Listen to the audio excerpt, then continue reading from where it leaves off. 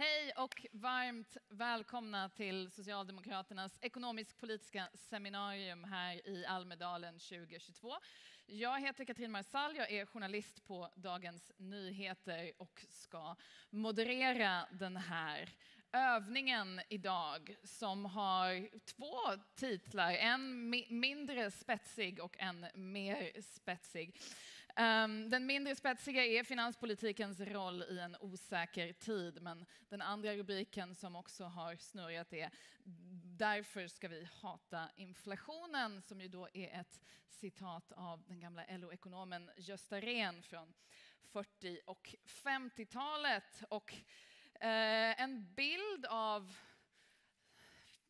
svensk socialdemokratisk ekonomisk-politisk historia i en bemärkelse att svensk socialdemokrati faktiskt i och med Rehn-Meidner-modellen har ett eget bidrag till makropolitiken som traditionellt har tagit allvarligare på en fråga som inflationen än vad mycket traditionell keynesianism till exempel. Men vi ska prata om varför man då, eller om man ska hata inflationen och i så fall varför.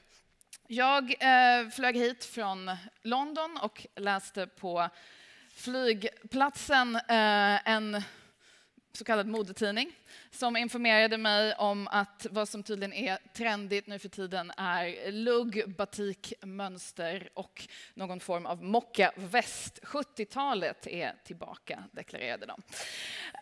Och det skulle man ju också kunna fundera på när det gäller ekonomin.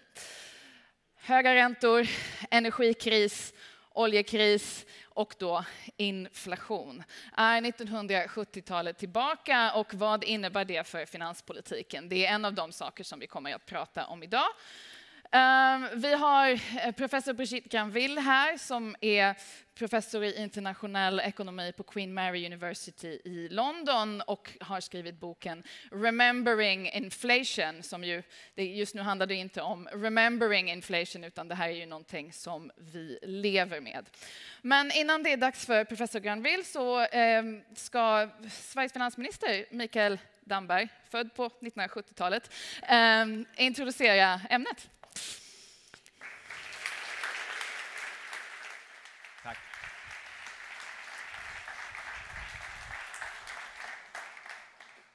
Ja, tack Katrin och väldigt kul att se så många här. Fantastiskt roligt att vi håller ett seminarium i fysisk form igen. Lite uppehåll tack vare pandemin. Vi körde ett seminarium även förra året från Socialdemokraternas sida, då digitalt. Förra året, jag träffade Ingvar Carlsson igår i parken och då påminde han om att förra året var det 40 år sedan Socialdemokraterna genomförde sitt första ekonomisk-politiska seminarium i Almedalen.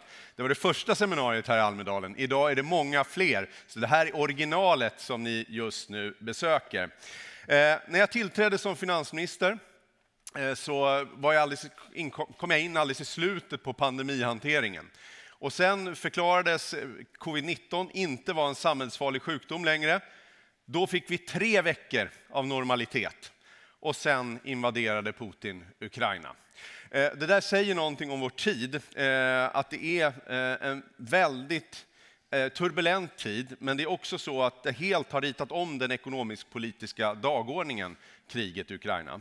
Det vi nu har att hantera är en ekonomisk cocktail av både å ena sidan efterfrågeboom och leveransproblem i kölvattnet av pandemin, å andra sidan utbudsstörningar kopplade till kriget och inte minst då energisidan. Det här har lett till snabbt stigande priser i hela världen, så också i Sverige. Och i maj hade vi den högsta inflationstakten i Sverige sedan 90-talskrisen. Stabila priser är liksom en outtalad del av en pålitlig samhällsutveckling. Man kan nästan säga det är ungefär som rent dricksvatten eller el i kontakten. Man förstår inte hur viktigt det är förrän vattnet blir förorenat eller elen inte kommer och det blir strömavbrott. Och där är vi någonstans. Nu har vi ett tufft läge och jag tror att det är otroligt viktigt att i sådana här tuffa tider gå tillbaka och fundera på vad är den kunskapsbaserade ekonomisk-politiska debatten? Vad kan vi lära mer av de som har forskat, jobbat med de här frågorna under lång tid? Och det är det som det här seminariet egentligen handlar om. Hur hanterar vi konsekvenserna av prisökningarna på ett ansvarsfullt sätt utan att spä på inflationen? Ni vet att centralbankerna, inklusive Riksbanken, har börjat strama åt, höja räntorna för att stävja inflationen. Och vi märker att det här påverkar hushållens ekonomi idag, men också deras förväntningar om framtiden. Och det påverkar naturligtvis den ekonomiska situationen. Och vi får se vart det här tar vägen. Just nu är svenska hushåll mer dystra idag om framtiden än de var under finanskrisen. Det här triggar förstås många politiker att komma med vidlyftiga löften om kompensationer eller olika skattesänkningar. Breda efterfrågestimulanser nu i en inflationsekonomi riskerar att lägga ved på brasan. Den ekonomiska logiken är nu tvärt emot den logik som var under pandemin. Och det tror jag är viktigt att förstå.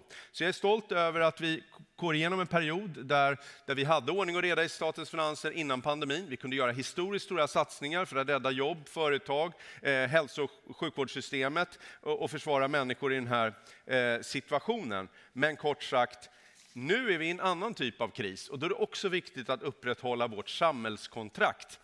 Och det är det en ansvarsfull finanspolitik, tror jag, också handlar om. Katrin avslutningsvis då, gjorde en relation till historien. Och det vi såg som hände på 90-talet, som började med 70-talets oljekris, gick över i 80-talets överbudspolitik, bidrog till att Sverige hamnade i en ohållbar både skuldsituation och tvingades till stora, kraftiga besparingar på 90-talet. Det var en budgetsanering som vi inte hade sett innan. Välfärden tvingades ta smällen, arbetslösheten steg, nästan 500 000 människor varslades om uppsägning. Sverige fick stå i mössan i Wall Street för att omfinansiera våra lån. Den där situationen ska vi inte hamna i igen. Och framförallt utifrån ett socialdemokratiskt perspektiv, vi vet vilka som drabbas när sånt här händer. Det är de absolut minst marginaler, de sårbaraste grupperna, och det är välfärdens finansiering som får betala priset. Men det finns skillnader också. Det som skiljer vår tid från 70-, 80-, 90-talet är att vi har ett finanspolitiskt ramverk. Vi har en välfungerande lönebildning med ansvarstagande parter. Vi har en självständig riksbank som bevakar penningpolitiken. Så allt är inte som tidigare. Det är stora skillnader också. Men min poäng är att jag tror att nu är det viktigt att se att alla måste ta sitt ansvar i den här situationen. Jag som finansminister, regering, riksdag måste ta vårt ansvar för budgetpolitiken, finanspolitiken. Att den hanteras på ett ansvarsfullt sätt just nu. Och där har vi också fått inspel, och jag har tagit initiativ till en budgetkommitté för att alla partier ska diskutera att inte erfarenheterna från pandemin överförs till och blir normalitet nu, utan vi väger olika utgifter mot varandra på ett seriöst sätt. Men arbetsmarknadens parter kommer att stå inför en svår uppgift i nästa avtalsrörelse, men väldigt viktigt efter årtionden av reallöneökningar som skiljer Sverige från många andra länder. Och jag vill säga det att företag nu måste också passa på att ta ansvar. Att vi inte ser företag som passar på att höja priserna nu för att det går. För då riskerar det att driva på inflationen, öka räntorna och slå mot hela ekonomin. Så förhoppningsvis kan alla parter ta ett ansvar och vi gör det här tillsammans. En person som verkligen har fördjupat sig i frågan om stigande energipriser, krig och inflation är min gäst här idag, Brigitte Granville. Brigitte, I will now switch to English. Thank you for accepting my invitation to come to beautiful Gotland to discuss the current situation with high inflation and dampened growth and the potential long-term effects on the economy. We need to learn from history without ignoring the specifics of today's unique situation.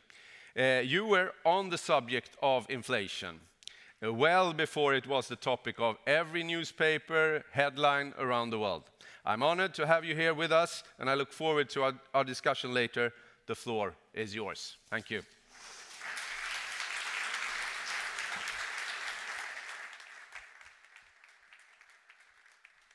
Thank you.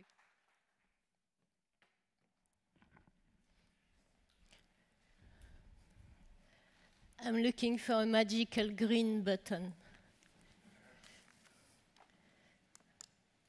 It's here. Okay, well, so thank you so much for the introduction.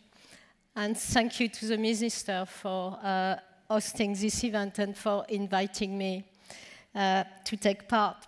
For me, it's a great pleasure to be here. My only frustration, and I'm very sorry I don't speak any Swedish, but I still have some years at the front of me, and maybe I could start. I was asked to reflect on 3 questions.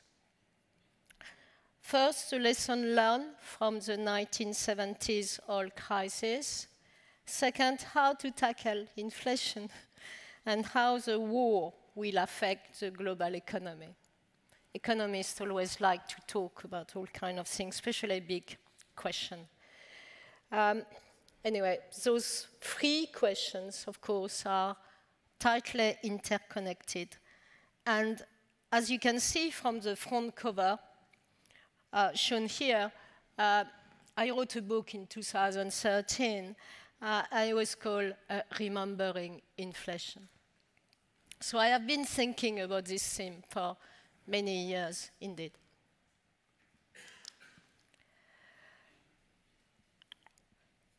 So similarities between the current situation and the situation of the 70s include a global energy crisis stemming from a war, and this energy shock compounding a pre-existing inflation problem created by excessive demand stimulus from fiscal policy, through fiscal policy, including, of course, military spending. When I say excessive demand stimulus, what do I mean? I mean excessive relative to the productive potential of the supply side. Policymakers can be all too prone to the false assumption that the supply side will somehow automatically keep up. Unfortunately, this is not always the case. And then and now, inflation shocks were caused by political policy reactions to war.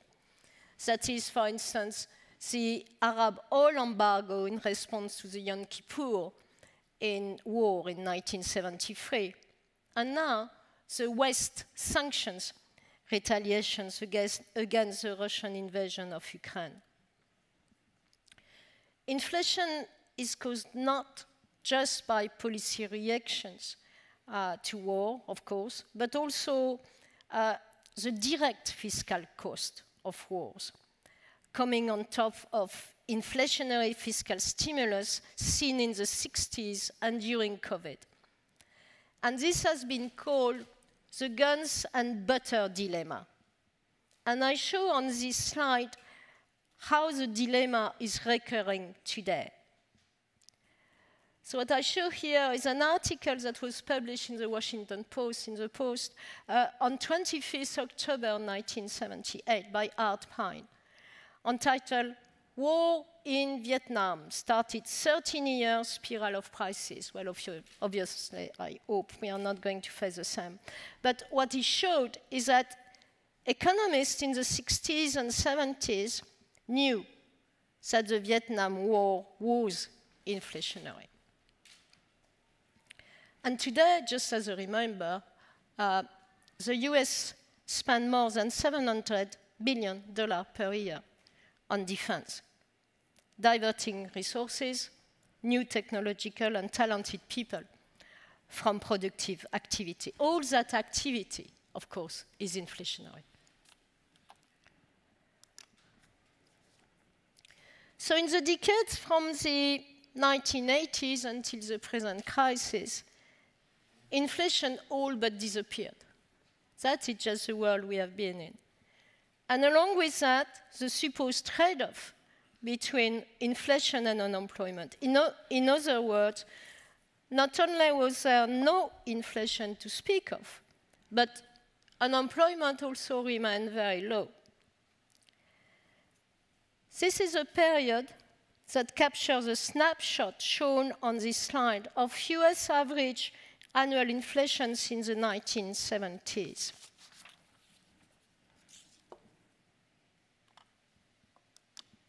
And it's not only in the US where the latest year-on-year inflation reading is at a near 40-year high of 8.6%. But we have an equivalent number for the euro area. It's also 8.6% in June. And as this chart shows, the picture in emerging markets is even worse.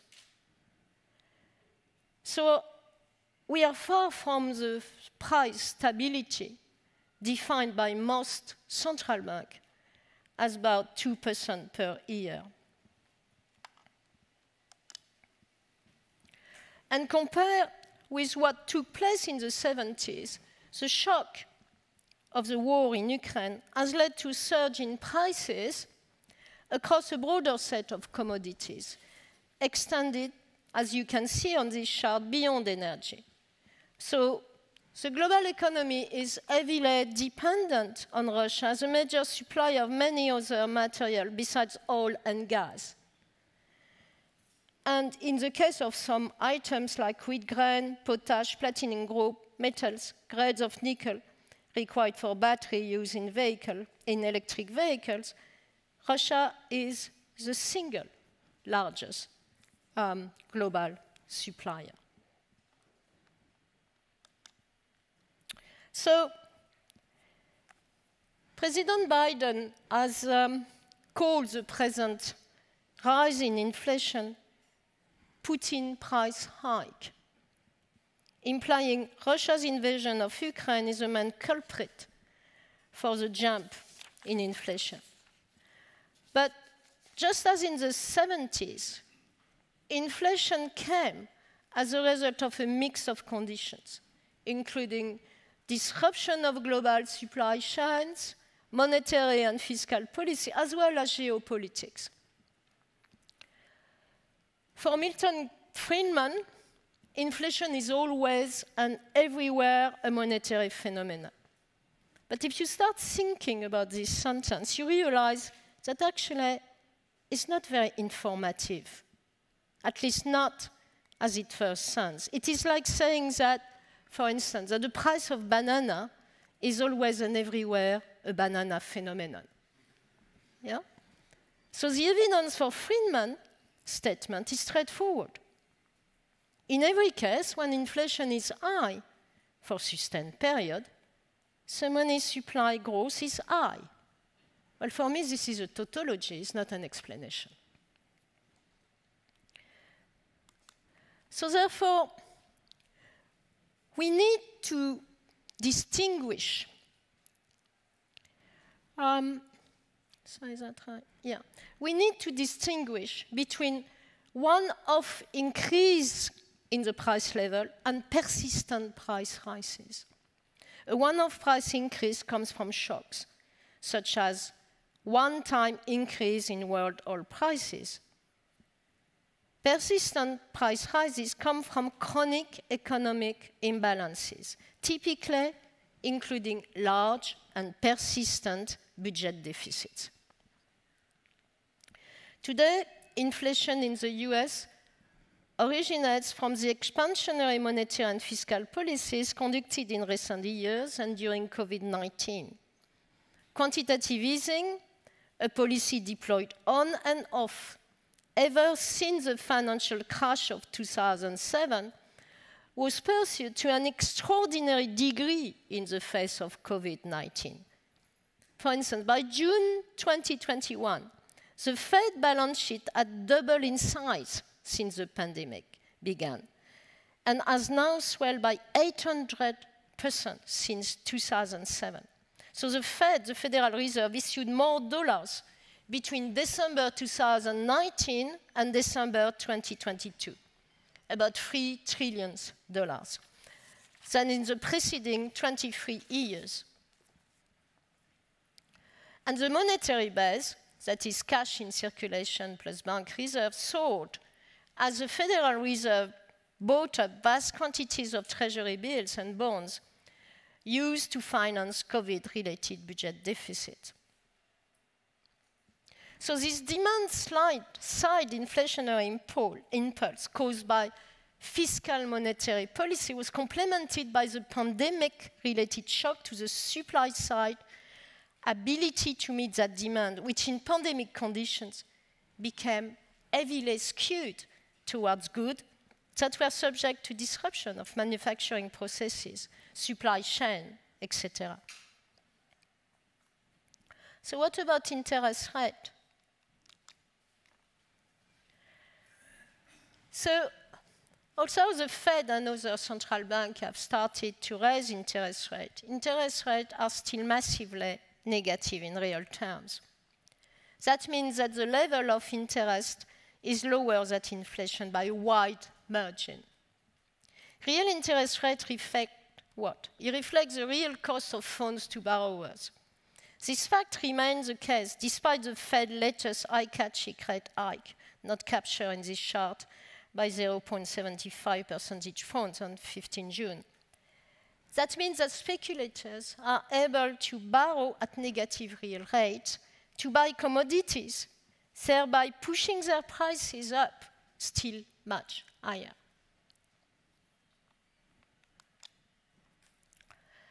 Now, what is the reality? The reality is that we cannot borrow or money print our way through the budget deficit without, in the end, experiencing persistent inflation. It's a very hard lesson because there is no way out. Here, it's important to stress in the end.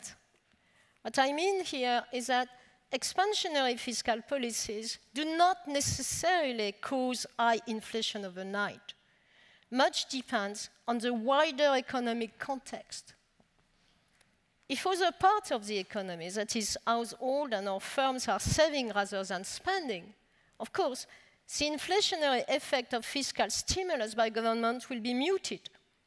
We have seen, for example, in the years after the great financial crisis of 2008. But the episode of ballooning government debt shown in this chart, they all ended, generating inflationary pressure.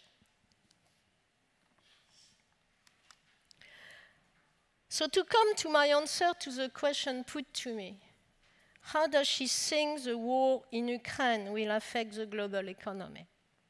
Well, it's a one-word answer, stagflation. That is, for the first time since the 70s, we are at risk of entering a period of high inflation combined with a low or negative growth. Stagflation typically results from an inflation shock caused by supply disruption, just now when the broader economic cycle is entering a downturn. And today, when this downturn stems from the post-COVID bounce back tailing off, the supply disruption has come first from supply chain, struggling to cope with demand collapsing, and resurging during and after COVID. And then, of course, from the Russian invasion and sanctions.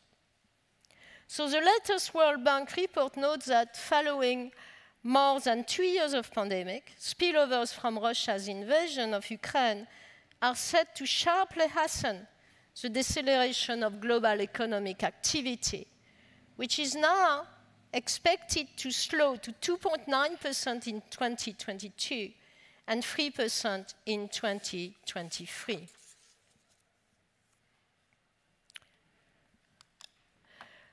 But the point here I'm highlighting on the chart has to do with another danger, or rather the opposite danger. And this chart shows that inflation expectations are still looking moderate. So what does that mean?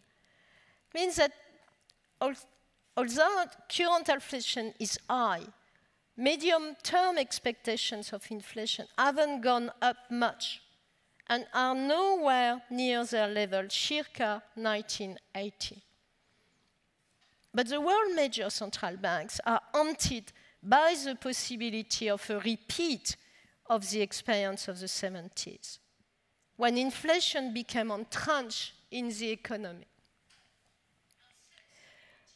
And here, really, caution is required, because by hiking their policy rates and contracting their balance sheets, that is unwinding quantitative easing, the central bank risk causing a severe downturn, or even a recession.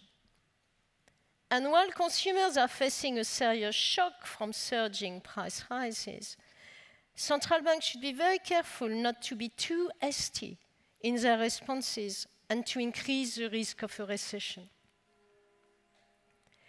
For all central bankers' fears about a wage price spiral as in the 70s, conditions now are very different in some key ways. Above all, and that applies outside Sweden, not in Sweden, because you have a very different labor trade union. But above all, organized labor, for instance, in the US, don't have the same power they used to have to extract wage rises. Their power is labor shortage.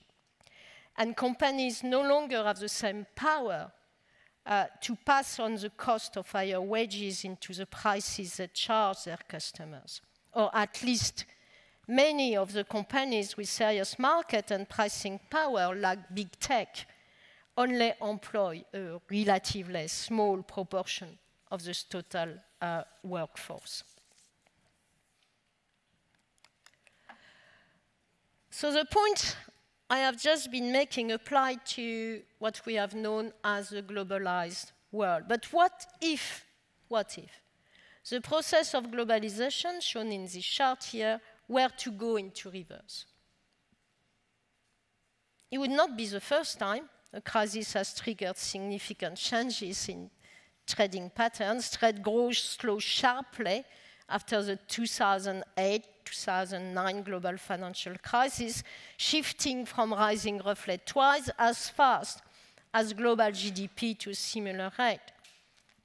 An earlier era of globalization linked to the Industrial Revolution and underpinned by the gold standard currency regime was snuffed out by the First World War. Trade share of global GDP didn't return to its 1914 level until the mid-1970s. So geopolitical rivalries have already been driving deglobalization before the present crisis. We had worries about the rise of China, have been driving in the US since Trump to decouple from China, especially in the tech sector.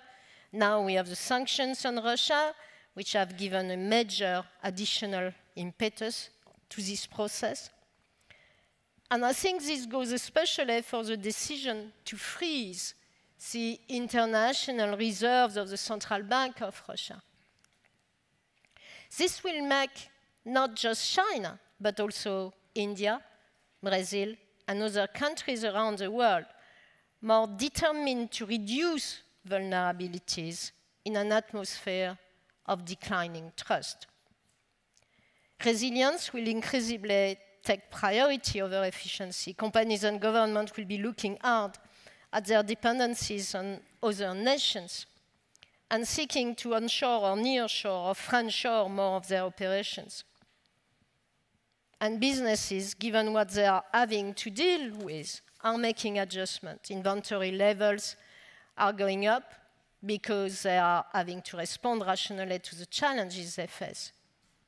In short, when you impose economic sanction, you must be prepared for the consequences. And many would say that the ethical imperative justifies the negative economic consequences. But no matter how we settle this ethical dilemma in our own minds, can we be sure that our voters agree with us? And even if they do now, will they still do so when there are electricity power outage, further jumps in the price of energy, and even energy rationing? Okay, so the minister has asked me, so what are the solutions?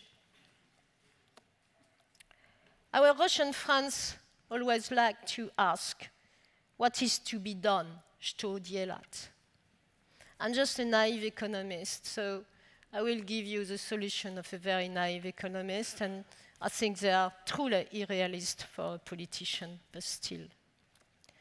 So the first one, of course, is peace in Ukraine, which is really stretching. Second, cooperation rather than confrontation with China. Third, government spending that is more attuned to raising productivity. Government investment and social services are needed to transform mature economies to be more fair, productive, and environmentally sustainable. Fourth, a major drive against the distortion of competition caused by companies with excessive market power, such as the GAFA. And a solution, fifth and last, and a solution to our eternal financial crisis by essentially removing utility banking from commercial banks, possibly by means of central bank digital wallets. Such digital wallets could provide a way for central banks to funnel money more precisely and directly to the people who really need it. Thank you very much for your attention.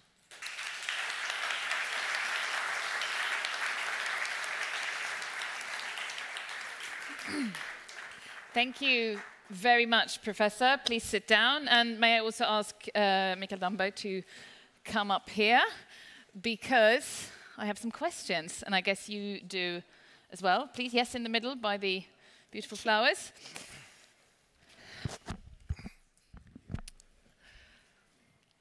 So, okay, so I'm trying to understand this very complicated reality that you just described. And I think, and I guess my three main things would be, firstly, what type of inflation are we talking about when we're talking about inflation? Secondly, I don't want you to answer all of these questions at once. This is what I'm going to go through in the next 45 minutes. So, and the second theme, I guess, I want to know not just what type of inflation, but what decade are we in? You know, all of these comparisons with the 1970s. I would like to sort of go through that. And thirdly, you know, a little bit more on, you know, what can we do, which of course is the question you asked.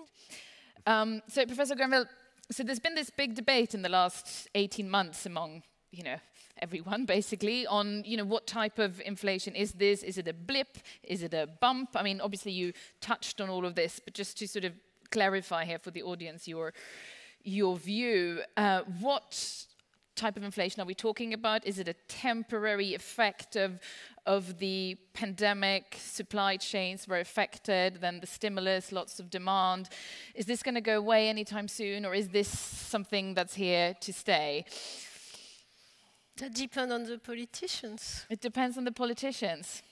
You know, I mean, what I mean here is it started because you had, as I explained in my talk, you had COVID-19, and obviously politicians thought that the way to respond to that is to provide the population with a means to survive during that time.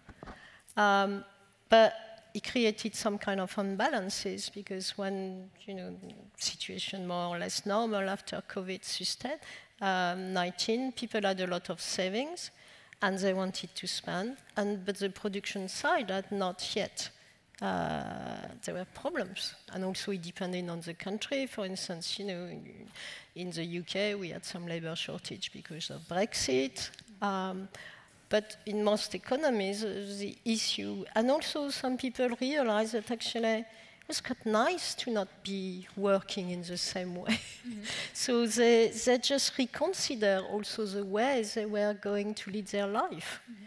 And they thought, well, you know, for instance, in continental Europe, in some parts of Europe, they thought, why should I do those jobs that are so badly paid? I can get unemployment benefit, okay, it's not the same, but I can live in the countryside. So there was, people after COVID started to really reconsider a lot of things, yeah? But that, again, was not supposed in itself, it was supposed to be a temporary imbalance. So it was not supposed to be a chronic one. But then I don't know, maybe some politicians, you know, Putin got bored or something, so he decided to invade Ukraine, and we had the sanctions, and so we had more supply-side disruption. And of course, the supply-side disruption, the main thing he did first was the increase in oil and all the energy, and we all know how much we are dependent on energy and the price of oil. Again, that in itself shouldn't be really create a long-term or chronic, persistent inflation problem. But then there is a pressure by financial markets, the pressure by, by the public as well, is that they see the price rising, they see the price of food, they see the price. So what do we do? Who is going to do something? Mm. And then what happened is that the central bank is asked to intervene on something that actually he has very little power. They have little power, but important signaling power, right? Important signal power, which may very badly backfire. Mm-hmm. What do you mean? Because it's what I tried to describe. I mean, for instance, if we look at the previous oil price surge in the 70s, we had Yom Kippur, we had another one. The recession were not caused by the oil price rise in itself. Mm-hmm. It was caused by the combination of the oil price plus the interest, the fact that central bank overreacted to the oil price. And in wanted to kill so badly this price, they basically killed the goose. Mm. Mm. And for many years. So you mentioned obviously the war and the energy price shock, but what about, I mean, many people have mentioned the Biden stimulus of spring 2021 as sort of being too big. That was the argument of Summers, and I think his main problem was that because he Larry Summers, and I think his main argument was, I'm sorry, don't repeat that, but his main... We don't like Larry Summers, I get the feeling, yeah, just... It's probably because he was not in government, anyway. Sorry. Yeah, what happened? But in itself, he shouldn't have, because... the thing was going to be spent in infrastructure, and it's not every spending that create inflation. Mm. For instance, in the UK, we say, we have a productivity puzzle. We don't have any puzzle. The reason we have no productivity is because there is no investment. Mm. If you don't invest in school, if you don't invest in firm, if you don't invest in anything, in road or anything, if everything is no productivity. Surprise, surprise. Mm. Okay. I'm sorry, you keep collecting taxes. What do you do with your taxes? Party? Yeah, in the UK. Yeah. Sorry, happens. Again, we both live in. I have to go back to the UK. Professor Granville, in your book, this is actually a question directed towards you, Mikael Damberg. You describe inflation as a regressive tax, and that's sort of, I think, quite... tax the poor. Yeah. Tax the poor. And I would guess that's something you would agree on, because that is a traditional way of looking at it from the perspective of Swedish social democracy, that inflation is very, very problematic because of whom it hurts. Why should we hate inflation?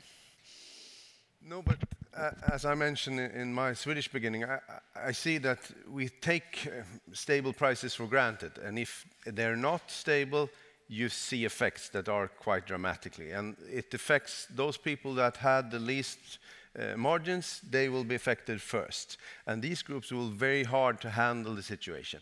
But it's not only that, some other things, the costs are going up for public sector, for services. So if you don't look up, you can see that you end up in a spiral of prices, wages, and that often happens. And if that happens, then we have also an economic potential crisis with higher unemployment, recession.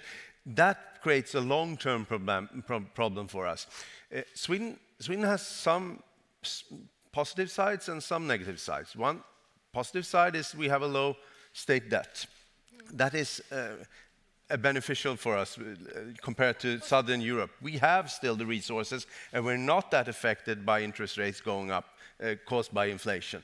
But on the other hand, still people are getting hurt by the cost right now. And if the argument is that no one should get affected by inflation after the war, it's dreaming. And we are getting poorer. It's not so much, how could I say? The point that the poor are affected by inflation is because they cannot protect themselves. Yeah? Is that if you are, for instance, a financist, inflation, okay, you have inflation in Swedish krona. Well, you switch currency. Yeah? You find a way to protect your asset. Because you're a rich person and you switch. Okay, this country's inflation is not safe for my asset, for my family. Okay, let's move on. You work in a factory. You pay on the 20th of the month, you already don't know how you are going to pay your rent and everything. Inflation eats you right in the face.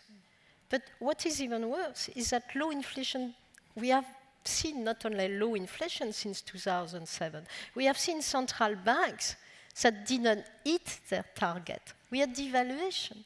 And that was very bad for the poor as well, because it was bad for anybody that had just a tiny bit of savings. It was bad for the pensioners. It was bad for people trying to save, but at the end. Okay. Let's create some conflict then. So I know you've argued, Professor Granville, that, because we're talking about the 2010s and what central banks did. I know you've argued that if fiscal policy had done more in the 2010s in terms of stimulus, then central banks wouldn't have been forced into this negative interest, uncharted, quantitative easing territory, which has now contributed to the current problems. Is that right? Or have I misunderstood you? No, you didn't misunderstand. Yeah. Okay, what happened? First, you should never put an academic in charge of anything, yeah? And what they did, they put Bernanke in charge of the Fed. So when he did his PhD, he looked at the 1929 crisis and he discovered that problem is that they had this huge recession because there was not enough liquidity. So when 2007, 2008 came, he thought, put a lot of liquidity. And that was fine if it was going to last for 6 months. Yeah? But it didn't last for 6 months. Plus, what did he do? He rescued all the banks that actually behaved so badly and frankly should have gone under. Instead of that, they were saved by European government, by any government. It was only in the US where they cleaned some of them. Yeah, but certainly not in Europe. The taxpayer in France, for instance, paid a huge amount for this bank. So those things survive. And then you had, it's not true we didn't have inflation. We had inflation, but in the financial market. Yeah? And this money, this liquidity that was supposed to go to little people, to middle class, to poor people, or to young entrepreneurs, didn't go there. Because asset prices and property prices. Because the banking sector got risk adverse. And instead of that, they built those enormous excess reserves. Okay, so here's the conflict I'm trying to create. So Professor Granville is saying that in the 2010s, people like you, finance ministers, should have actually spent more because that would have prevented this and the central banks wouldn't have created this experiment which is now creating these problems. I'm guessing you do not agree with that because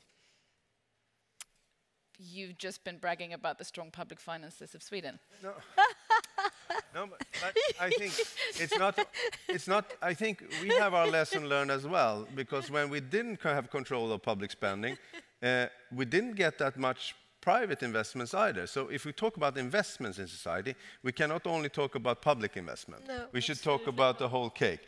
And when we have our public finance in order, when we have a stable situation, we actually get a lot of private investment. Sweden has done so. Right now we have a very green investment boom in Sweden because of being in forefront, but also have a state, and we contribute a bit from the state, but the private is doing the most part of these investments. So I think it's not only about what kind of level you're on, it's what do you use the money for, what kind of investments do you do or do you do not do, and that's also a question, not only talking about the... And it's not exactly such a caricature, Katrina, is that what I mean here is that central bank and fiscal, they should work together. Yes. Yeah. Yeah? Instead of that, what has been asked to central bank many times is basically to carry on fiscal policy. Yeah? And that didn't work. We cannot say that it worked. And now we are going to say, oh, look at this bad central bank, he's not putting the interest rate high enough. And if he does, anyway, it's going to be cooked, because he's going to say, well, he started a recession.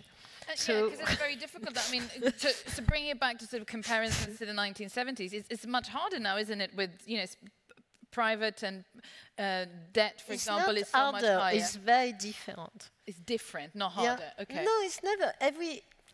Every time is different. And what was very, very hard in the 70s is that the central Volcker, he had to fight the culture of, the reason inflation was so high in the US and everywhere else is because every time they tried to put inflation down, they were, oh my Lord, you are going, unemployment is going to shoot up. You can't do that, yeah? So all those people, they had to fight this kind of trauma, if you want, and to say, no, we are going to do that. And they, they completely changed the regime, and in one day they established the credibility that was necessary. So it's not a question easier or not, it's a very different situation. And central banks have a completely different credibility nowadays, so that's a big difference. I have worked almost all my life on credibility, and I reach a point where I'm not even sure I know what that means. Okay. I mean, in a sense, again, because it's not one institution on its own. So who are the central bankers? They are bureaucrats, they are not elected. Yeah? But when we say independence of central banks, I mean, give me a break. If suddenly Michael needs, really the finance from the central banks, they have to, of course, they have to complement, they have to help. It's not. So if it's different, which obviously it is, why? I mean, we all here talking about history. Mikael Damberg talked about history. I talked about history. You talked about history.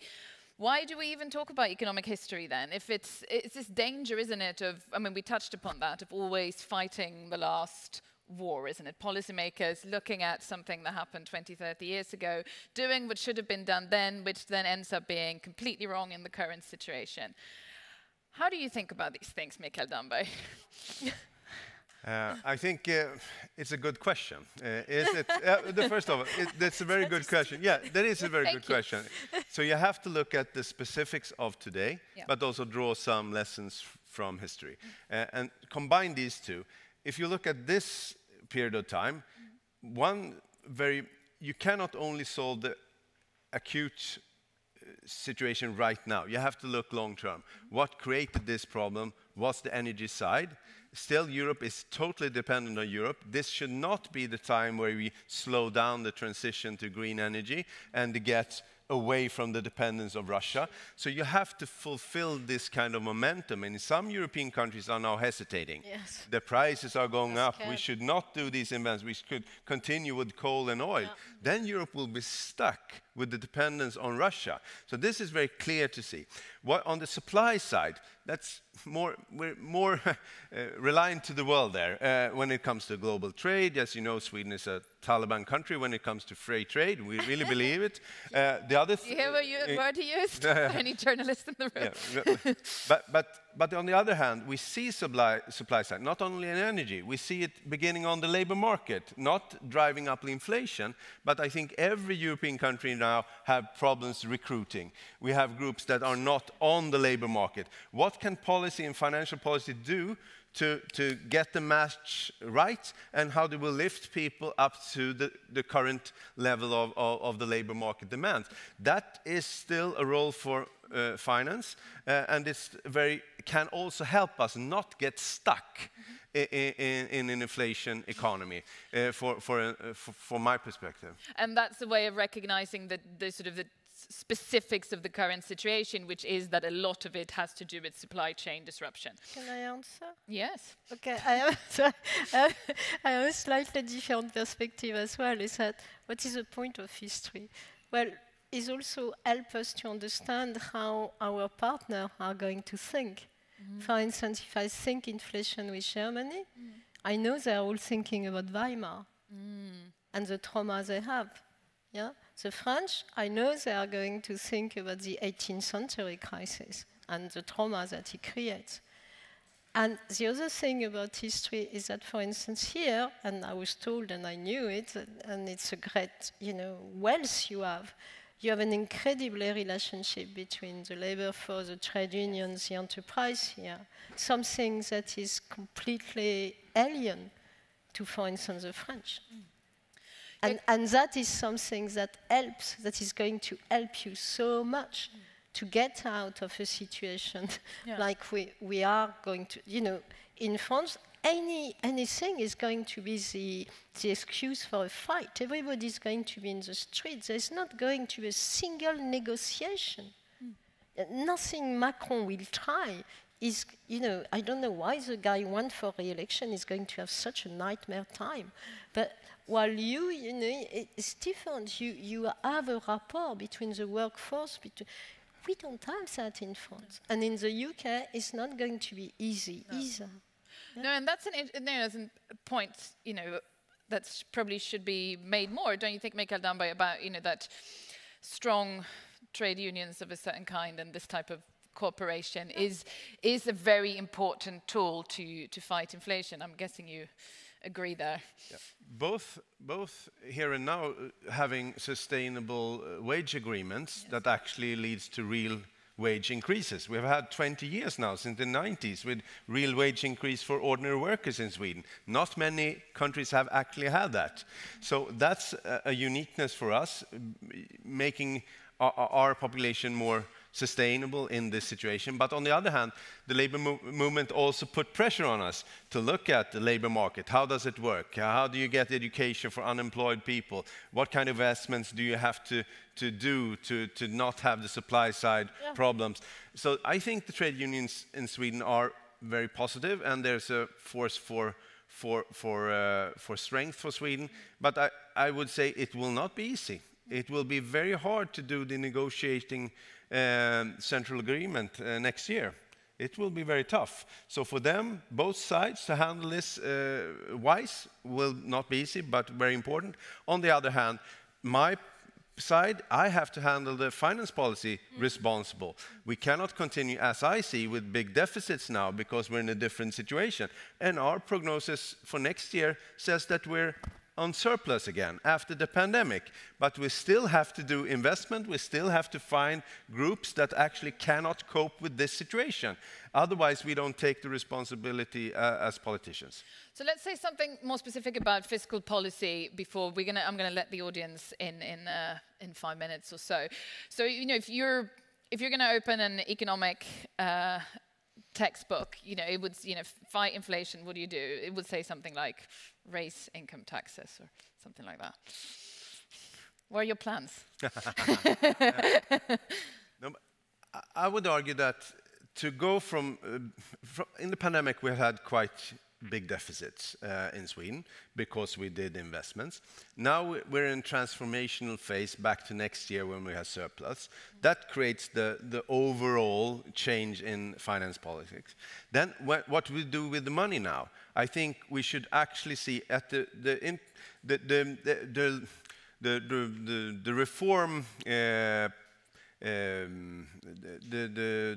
the level of the reforms that is possible under this kind of responsible financial politics is not huge, but is there, and you have to decide where to put the money. I would argue that today is not the case to big, broad tax cuts for people that have it quite well.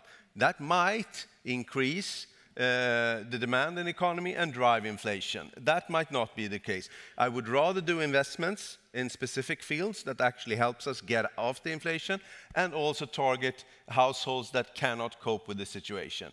That's the kind of argument I would make, but other people would do different arguments. But I think that will be part of the discussions this election, because I fear that going through an election campaign during this kind of inflation economy, it's very easy for every political party to raise hand. I want to give you that. I want to give you that. I want to give you that. And sum it up, it will create a negative impact on the economy. So election campaigns are inflationary risks in themselves. It is a risk. Yes. So just one sort of last question before I let the audience in. Professor Granville, so we talked about, so you said, if I understood you correctly, obviously we have inflation, but how long it lasts depends on the political response and the central bank response. But let's talk about sort of just briefly on sort of the longer term inflation picture in the global economy. I know, a small question to end with, but I mean, the larger structural thing, you mentioned deglobalization. So, we have the situation with China when many businesses now are trying to decouple from Chinese supply chains. We have automation, which is something that also affects inflation in the longer term. We have a big generation of baby boomers in the world economy retiring, köttberget as we call them in Sweden. And how should we view those things? Is it up, going down, long term? Those kind of questions is exactly what is called the unknown. So people like to talk about it for hours, but by definition, there are very little that is known about them. So, you can, and there cannot be argued both sides. The automation, you can say on one hand, too bad, part of the labor force is going to lose their job. In another hand, you can say, well, really, maybe we have seen different, what we call revolution, whether it's agriculture revolution or industrial revolution. Every time, somehow, humanity managed to resource, to develop something else. So it's not that clear that the consequence will be all that negative. There may be some very positive things. Maybe it's true. Maybe suddenly we will adopt, more blockchain. That is, we will allow for people to have a universal income. We will allow more technology, and that will mean that some part of the population will be able to choose really what they want to do instead of working like hell in things that they don't choose to do. So it's not always, change by definition is a Schumpeter creation, destruction. And the effects on inflation, you don't want to guess? I'm not going to go to that because inflation economists are always wrong. Yeah. So the long-term rule. I'm sorry. Okay. Mikael Damberg. But you don't waste a good crisis to do the green transition. We should do it. The other thing is globalization. It's not only about Sweden being a small exported-oriented country that builds wealth. Look at the poorest countries on this planet. They really suffer now from the increase in the prices of food. And this, the World Bank has said, for every percentage point, the increase of food price, 10 million people more in extreme poverty. 10 million people more in extreme poverty. That will be the result of global inflation on food if we don't do anything. And what do some countries do in this time? They make export restrictions. They don't export some goods because they want to secure their own population's supply of food. This has really driven inflation before. That really risks the food supply to poor countries. So it's totally natural after this kind of security discussion we have with Russia, with China, to not be reliant on one supplier. Not see that you can have just-in-time deliveries on everything. That's a good change. But to have several suppliers... What you are raising is really the question of the global governance right now. Exactly. Yeah, but that is something that is very much in danger. It's danger. But that would really risk the inflation going up instead of going down, because we know that this actually you have to make puts inflation down. Yeah, good point. So do we have any questions? I think, do we have a microphone? Yes, we do have a microphone. So there's a gentleman at the front here and a lady as well. Thank you. My name is Karim Jabari. I'm a researcher at the Institute for Future Studies in Stockholm. So I have a question. You mentioned increased defense spending, and that was put inflationary pressure in the 70s. Today, several European countries have committed themselves to big increases in the defense spending, including Germany and Sweden. What's your assessment for how this will influence inflation in the future? And then I had another question with regards to the coupling of fuel prices and food prices. And one thing that has tightened this coupling is the ethanol mandates that we use so much ethanol, which converts food into fuel. I'd like to hear your thoughts about that. I don't hear very well the first question. So the first one was defense spending, effects on inflation. You know, several new initiatives announced today. And the second one was the connection between food and fuel prices and the role that ethanol might play in that. I think that was probably more directed towards the minister. I think so. So who wants to start? No, military spending is always inflationary. So, and you know, now obviously, and you know that the military lobby is very, very powerful, whether in the US or in other parts of the world, and they will certainly push as much as they can. To be fair, sometimes there is some positive externalities, like in the 80s with the internet that was developed by the military. So that was a positive externality. But overall, it's extremely inflationary because you divert resource on things that could be much more productive. Food and fuel?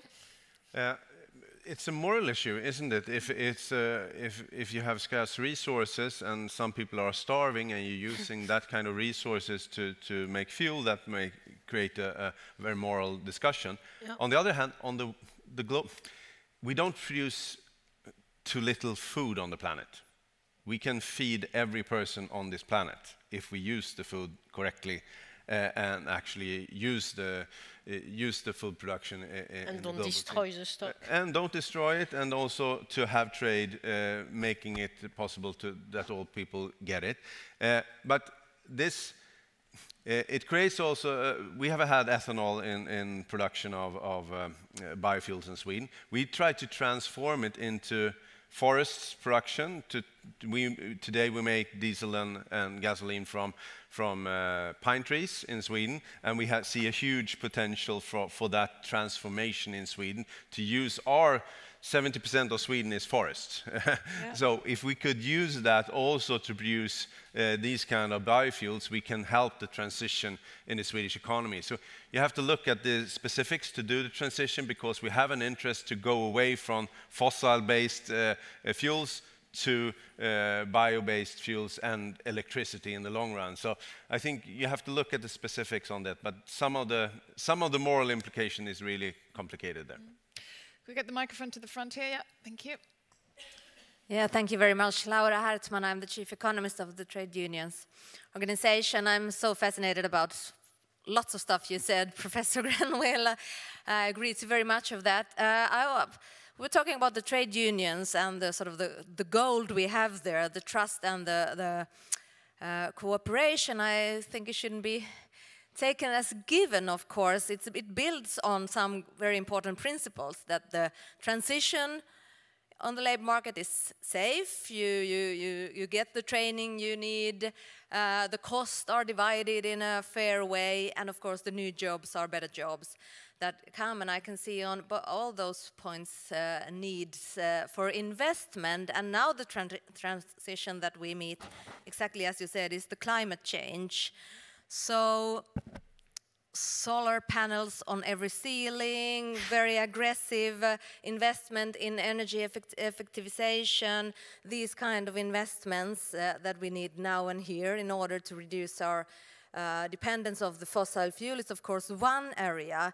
Where would you like to direct those investments that we need of fiscal policy today? And of course the other even perhaps more important area is to make the labor market policies function so that we get this acceptance for the transition. And I think it's especially interesting since you have your experience from France where it doesn't exist in that sense. That is one of my favorite questions. So for me, there are two spending that are absolutely essential. First one, of course, is education. And the other one, which is very much linked, is research. You know, I'm so tired of seeing all the top European researchers going to the US, including the Russian one. Because, you know, I work in Russia, so I know a lot of my friends are Russian. And the irony is that while in France, in the UK, they cannot have a bank account, they cannot even, you know, be without being harassed in one way or another. The US is opening their arms to them because they are all top scientists. And that, the US has done that after the Second World War with the Germans, and now they are doing that with the Russians.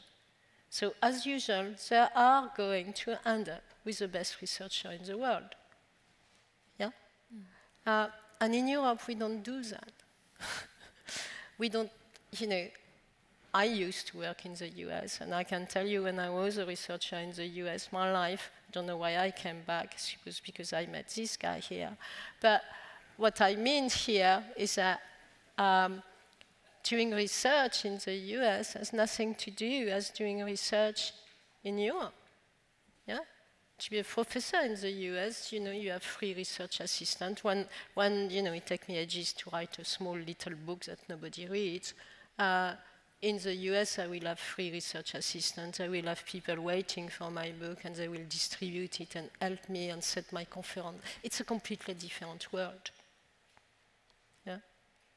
And you can see it. Because you can see that most of the discovery in the world now comes from the US. Because they put the means there. And education is a big thing. So, you know, and for me, it's very sad to see that most of the top researchers are born in Europe or, you know, not in the US, but they thrive there. Because, of course, we can't compete with them. So that is where I will invest. So that, and then the trade union issue, I don't know if Mikael Damberg wants to comment on that. We have about 5 minutes left. And then also climate change. Saving the planet could cause inflation. Oh, no. It's such a big topic. It's very uncertain. You really don't know. But if you look at the production of green steel, for instance, that is the one thing that we are very familiar with in Sweden, trying to do the transformation of the iron industry to actually make fossil-free steel. And that, when we look at the costs, at least now I look at some of the audience here, it's not that much higher prices. When you do the right investments, you do the right things, it's not that much costly. And actually, the cost of iron or steel in a car is quite small. So even that, it's not an argument that this drives cost. I think the cost is if you rely on old an old production mechanism, you will get killed in this transition. So I think those companies and those countries that do the transformation first, they will have a competitive advantage. That's why Sweden wants to push for this. That's why we want to be in the lead. It creates jobs right now. And I think in the long run, it's not that increase of inflation. But you'll never know. You have to get up the volume to get down the cost. In the beginning, all the pilot plants are more expensive than the real production. So of course, but we don't see that right now, at least. Last question. Over there. Oh no, over there, sorry. A question for Mikael Damberg, a little beside the point, the subject for this afternoon. How do you see the need for a tax reform in Sweden, and how do you see your willingness to try to drive such a reform? And when I say tax reform, I mean sort of a bigger one, of course. Yeah. This is a Swedish discussion. We've had the beautiful night in the 90s when we did a tax reform over the political aisles to create a simpler, more robust taxation system. It was well seen then. Now we have done a lot of changes in the taxation system. I feel a need to do a tax reform again. I think most parties, if you ask them individual, they say there is a need of a tax reform. I think after the election is the time to actually ask the questions for real, because I think every political party has their own favorite things to fix in a taxation system. I think it's possible to do some things together to actually make the taxation system better and also a bit more future-proof than today. Okay, so we have 3 minutes left, Professor Granville. We've got you here. Your main advice for Mikael Damberg and policymakers in general in regard to inflation. Good luck. Good luck. That's not advice. That is not. No. That is not advice. That is sarcasm. I'm not going to accept it. Okay? I'm pushing back on this. You're not going to get away with some sort of sophisticated French sarcasm here. I'm pushing you on this one. Tell him something. Stop the war. Stop the war. Yeah. Oh, that's actually quite profound. That's very true, very profound, and very difficult. And I think it also shows just how tricky the current outlook in the global economy is, and how everything's affecting everything in geopolitics and all of these things. But that's economics, and that's the economic reality where people live, and also where policymakers and politicians work. So it's been my pleasure to moderate this seminar. Thank you very much, Mikael Damberg, and thank you very much. Thank you. Thank you. I have a small present as well. Here. A small something to read. Thank you very much. Thank you very much. Thank you. Oh, thank you. Thank you. Thank you very much. Thank you. Thank you. Thank you so much. Thank you very much. Thank you.